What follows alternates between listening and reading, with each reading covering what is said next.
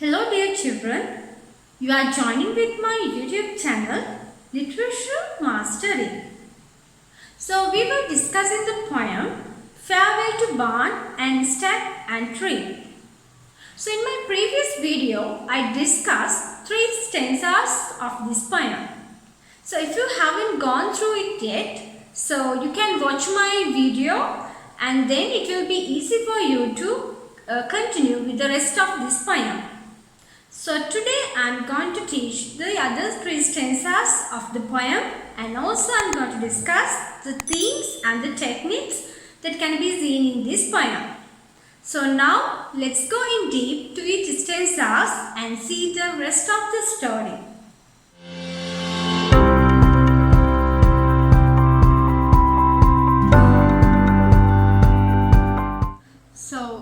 Farewell to barn and stack and tree.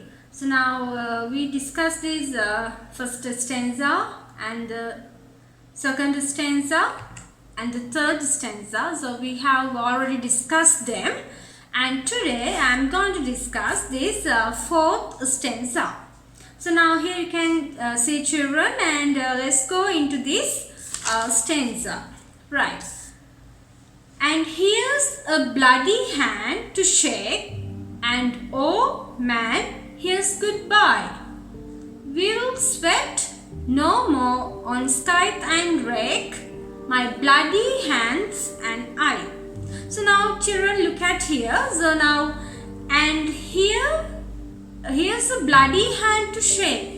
Now here the story continues in this fourth stanza. So now this speaker looks at his hand and holds it for his friend and tells that bloody hand. So now his hands are bloody because now these hands are not clean. Now the hands are not pure because he has committed murder from this hand, and now he holds his hand and tells his friend that my hand, here's this bloody hand. Oh man, here's goodbye. So now he's telling goodbye from his bloody hand. So that's what he is telling. Now he's going to say goodbye from his bloody hand.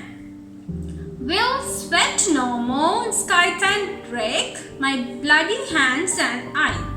So now we will sweat no more on scythe and rake. So now what are these scythe and rake? So these are children tools used for these agricultural purposes. So it gives us idea that their occupation, maybe the occupation was this agriculture, and now here we will sweat no more. So what does it tell? That means, so we can assume that he was working hard. So he was working hard with his scythe and rake using these tools in the field. So he was working hard, and he was loving to this nature. And but this happened suddenly. So because of this instant anger, he had to leave all these places. So my bloody hands and I, and it tells that he is leaving from his bloody hand. Now he's going no more to work with this bloody hand. Right. So now let's move to the other stanza. I wish you strength to bring you pride and a love to keep you clean.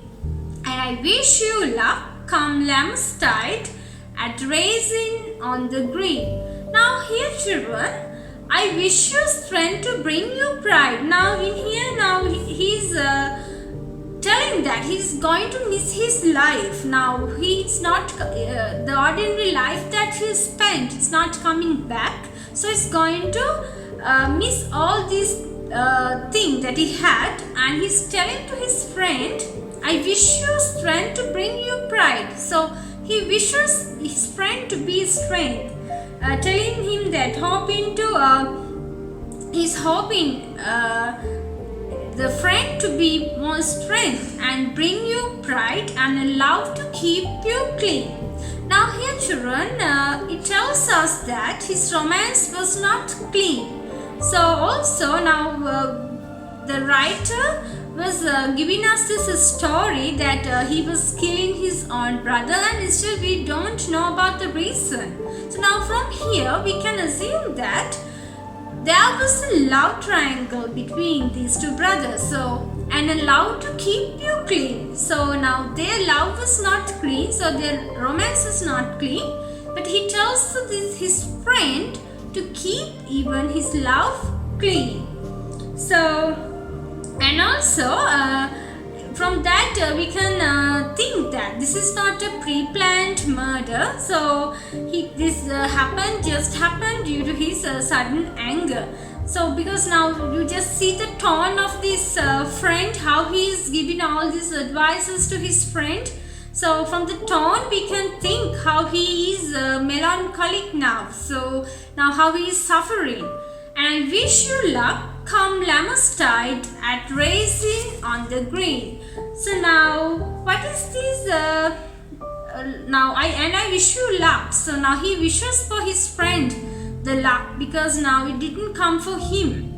Come Lamustide at racing on the green. So what is this Lamustide?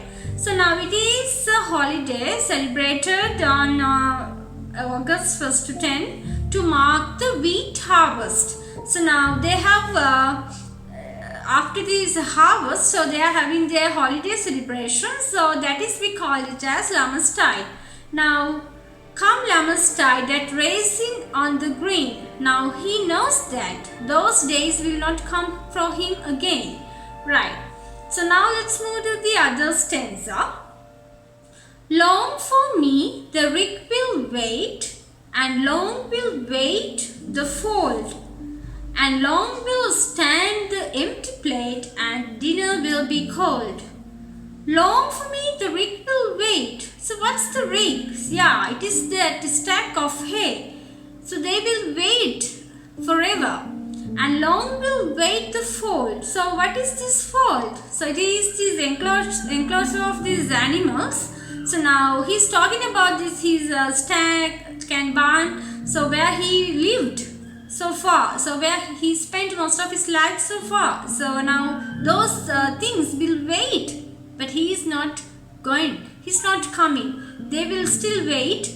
And forever they will wait. And long will stand the empty plate, and dinner will be cold. So now empty plate and the cold dinner. So what do you feel about this?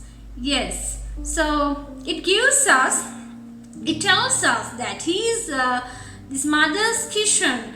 Forever there will be empty plate, and also dinner will be cold, because now even his brother is no more, and even he's not going to go no more to house. So now those dinner will be cold, and there will be empty plate in the kitchen. So it's a very pathetic situation. So finally we can see now, because of this sudden anger, he is going to leave the places. Even he lost his brother, and finally what he had in his life, so what he was spending entire life, so he's going to leave all these things.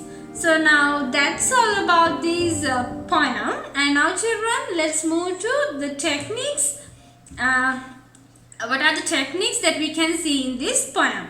So now very important thing that I want to tell. Now children, this is a ballad. So when we move to these techniques, so this poem is a ballad, and sometimes it will be questioned to analyze about these ballad. Now it sometimes will be questioned to give examples in proving that this poem is a ballad. So before you get ready to write answers about this ballad relating to this poem, you should know the features of a ballad. So now let's see what are the features of a ballad. So now here, now you know children, now the ballads are popular songs, and these most popular ballads are composed in colloquial language, and ballads are most popular among the working masses. So now there are some features that we can see in ballad. So there you can see simple language. So now even in this poem you can see a simple language, even the stanzas are very short. Stories. So now in a ballad there you can see stories. So now even in this ballad there is a story. So and then repetition. So now in the story there were repetitions. So the farewell was repeated and some things, so the things were repeated. So the repetitions can be seen in ballads. And dialogue. Yes, now this poem, this is a dialogue. Now this brother, the speaker is telling all the things to his friend. So the dialogue is there in this poem. Conflict. So now you can see now here children, there is a conflict. So the story is based on this conflict, and in ballads so you can see conflicts, and you can give examples from this poem for it. And narrative style. So you can see when you see even the poem, it is a narrative style. It is because it's telling a story, so you can see this narrative style. And then it is tragic end. So you can see tragic end in most of these traditional ballads. So now even here finally the end is it's a tragedy, because the story is a tragedy. So because they are telling about this killing of this brother and what's finally happening. So these all things are all the things brings us a tragedy, right? So now the other techniques that you can see in this poem is images. So you can see images. So imageries of this visual imageries, especially you can see now when you even read this poem, it creates you the picture how this about this background, the stack and barn when tells so seven show, and also then when it tells this brother lies in the hay, so it creates you how he lies. So that images, so visual images bring you in this poem. And then flashback. So now here now the flashback means children, now in here he tells about the places he lived. So this is stack and barn, so where the place that he lived so far. So he's telling about this flashback, so how he worked and all. And the rhyming pattern, so you can see the rhyming pattern like tree, me, hill, still, away, day, shake, and all these rhyming patterns you can see. Shake, rake, so away, day, hill, till, tree, me. So these rhyming patterns you can see in this poem. And also tone. So when we go to this tone, it is nostalgic tone is there, and also remorseful because now he's repenting. And also this is a very sad about to hear about what's happening here. So the tone is nostalgic. So he conveys all these things to his friend in a nostalgic manner.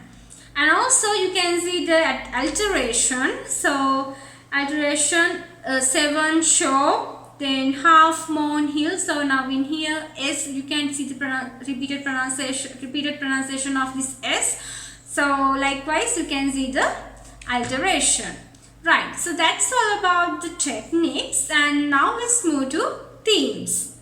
Now children, this poem is very much important for your life, so you can get the some important themes, important messages are given by this poem. So now let's see what are these. Sudden impulse brings grief and regret. Yes, sudden impulse brings grief and regret. So now in here this brother's sudden anger changed all his life. So he had to leave because he knows that he can't go back to his ordinary life. So because of this instant anger, he had to leave all these places, and he lost his brother. And also not only he's suffering because of this sudden impulse, but you can think about the situation of the mother after hearing the losing of two sons. So the pathetic situation of the mother also you can understand because of this sudden impulse. and conflict. Yes, now this poem discusses under the theme conflict.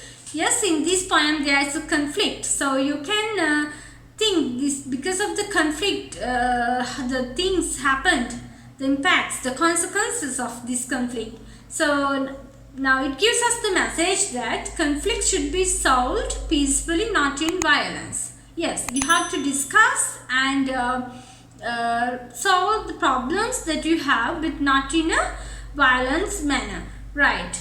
And then conflicts can lead to destructions. Yes, it led to the destruction in this poem.